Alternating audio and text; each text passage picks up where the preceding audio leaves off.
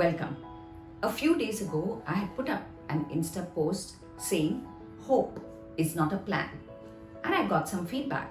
Somebody wrote in and asked, "Barkha, what do you think of plans that work 100%, plans that work 50%, and some plans that don't work at all?" And I realized that there was a misunderstanding and a miscomprehension of what I was trying to say.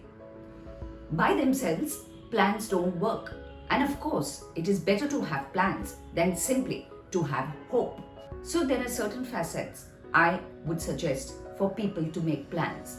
First, know what it is that you want. A lot of people are not able to make plans because they are not clear as to what they really want from the immediate present and sometimes from the not so far future. 2. Understand that are your plans taking into consideration the reality that exists? That means you have to be aware of what it is that is available to you at the moment and then build your plans around that. You have to ask if you have the skill sets to be able to reach those plans. Many of us have visual thinking that we are amazingly talented, beautifully able, and then we set out to make some fantastic plans which of course fall on their face. And then the next, that is number 4, is one has to ask what one is willing to give up to have that plan succeed. Giving up something to get something. Let me exemplify in 2 examples that have struck home very often. I see so many people having invested in pets, gotten pets home, only to realize that now, in a way, their freedom is curbed. They're not able to leave their pets behind. They are burdened with the responsibility of the pet constantly needing them, and the freedom that they enjoyed before the pet came into their lives has suddenly vanished. They make the plan to overcome their loneliness.